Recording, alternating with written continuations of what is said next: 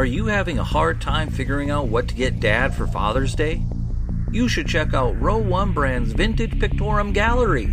They have America's best sports art.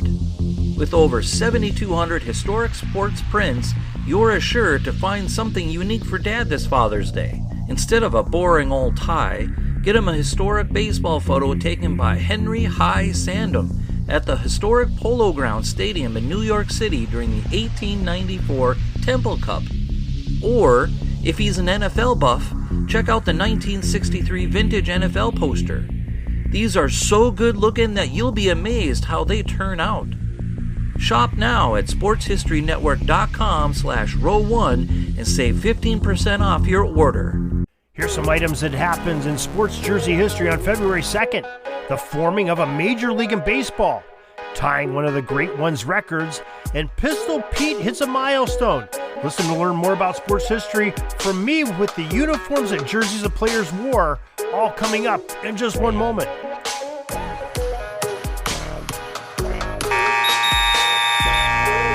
Hi, my name's Darren Hayes, and I know you've heard me on the Pigskin Dispatch talking about football history for years. Well, now I'm on a new mission, a quest to find sports history in other sports as well as football by learning through the jerseys and the apparel and the gear that the players wore and the franchises applied their teams. It's an educational trip, and I'm taking you with me day by day, player by player, uniform by uniform. The Sports Jersey Dispatch.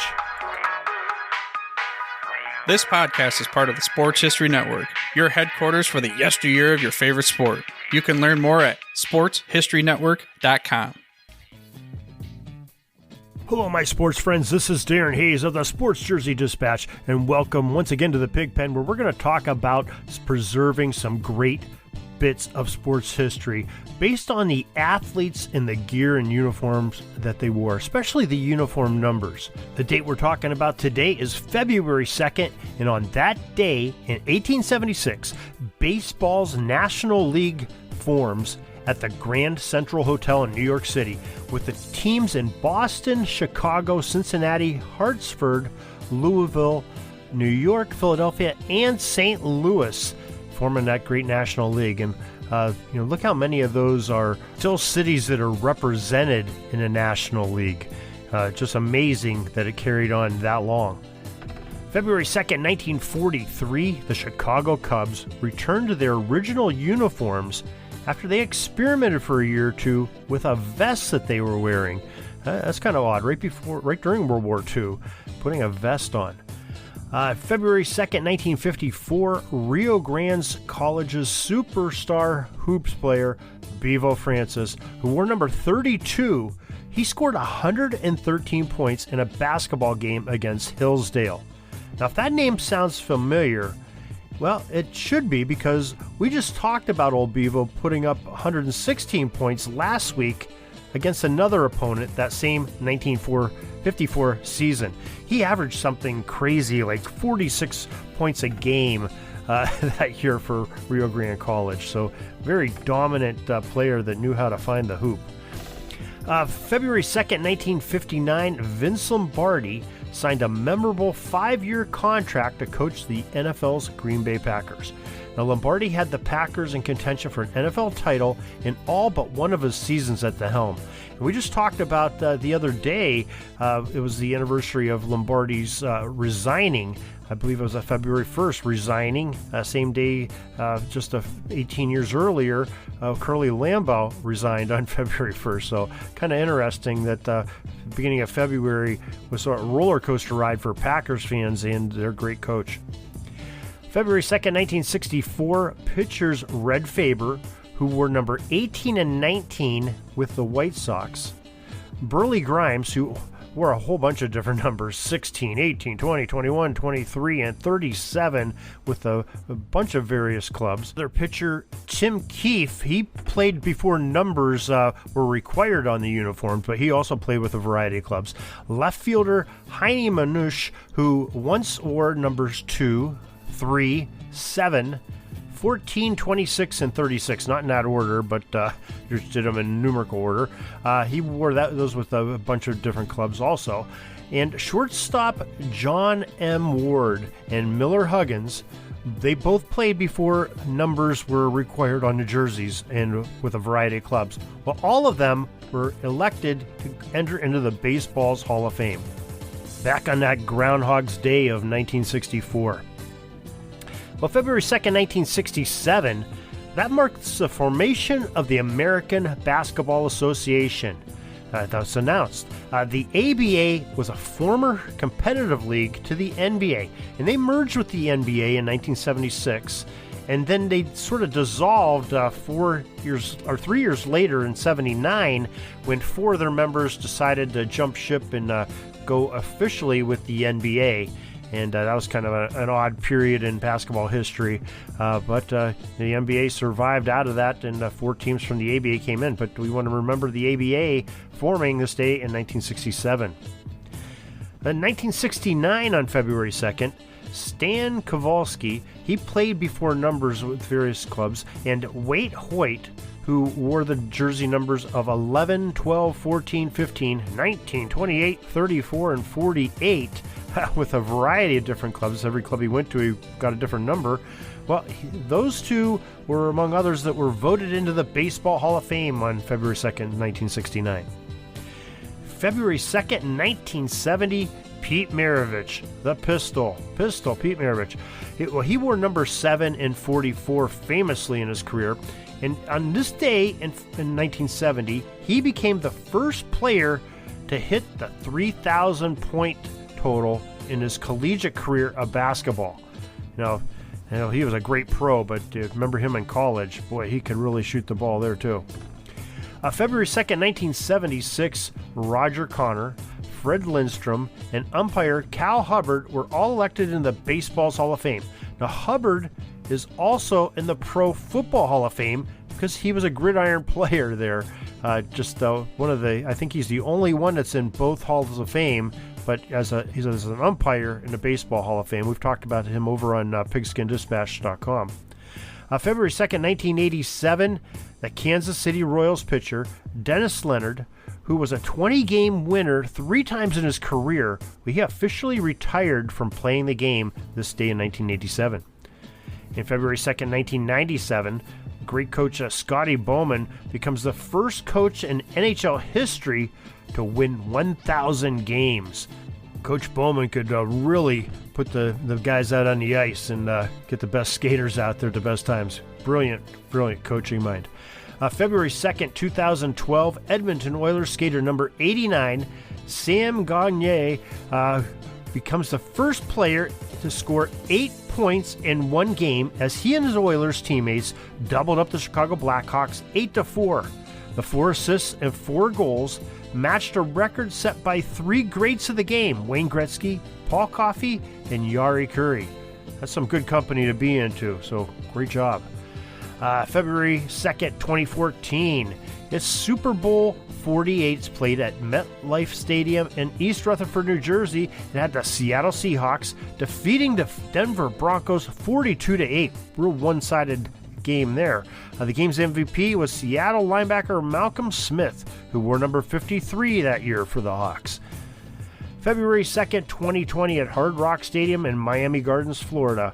Well, we saw Super Bowl 54, and the teams that had not been in a game in about 50 years, the Kansas City Chiefs, well, they captured their first NFL title with a victory over the San Francisco 49ers 31-30. That's our first NFL title in 50 years. I'm sorry. They did win one earlier when Super Bowls were first started.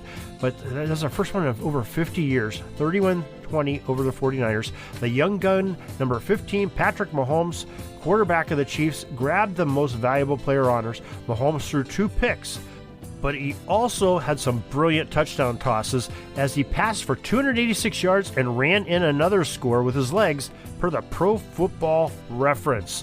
Wow, that is just some great history that we get to see here once again on Groundhog's Day, February 2nd.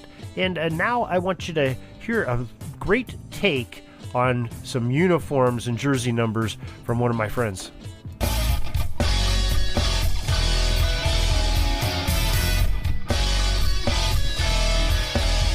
One of our friends, Jay Abramson, from History of College Football podcast, You've heard him. I know everybody has. He's had quite a few episodes on the history of the game in college football.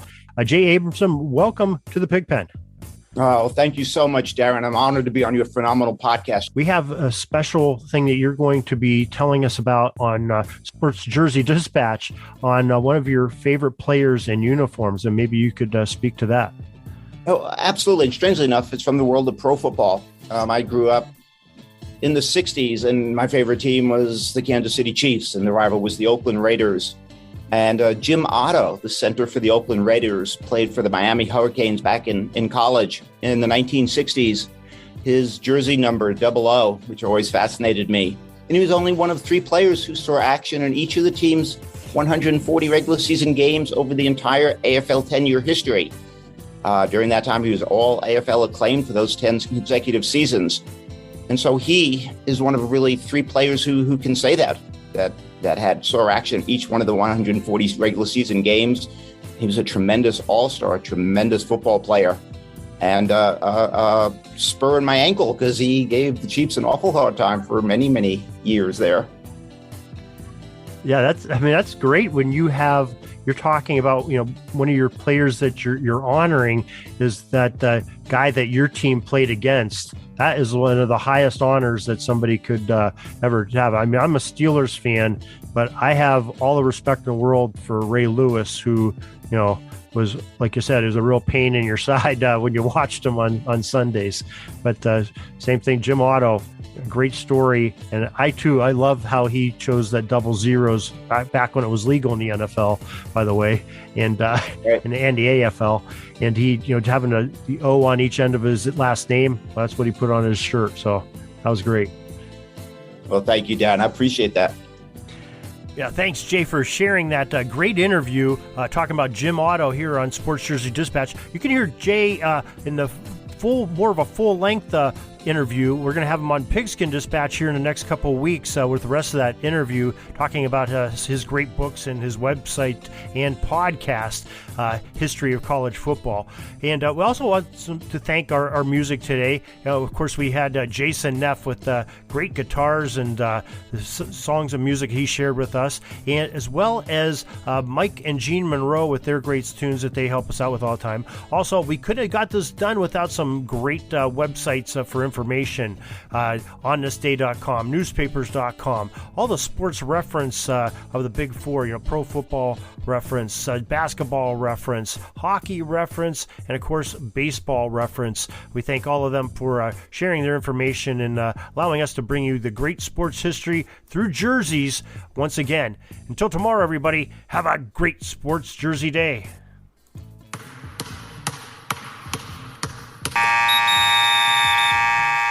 This penalty kill's almost over. I got to get back out on the ice. But thanks again for joining us for another great edition of Sports Jersey Dispatch Podcast. We'll see you tomorrow. We invite you to check out our websites, jerseydispatch.com and pigskindispatch.com. Not only see the daily sports history, but to experience the preservation of great events and people that play the games. Find us on Pigskin Dispatch. It's also on social media outlets of Facebook, Twitter, Instagram, and don't forget the Pigskin Dispatch YouTube channel. You get all your daily sports history. Pigskin Dispatch is happy to be associated with the Sports History Network, the sports headquarters of yesteryear, found at sportshistorynetwork.com. This podcast is part of the Sports History Network, your headquarters for the yesteryear of your favorite sport. You can learn more at sportshistorynetwork.com.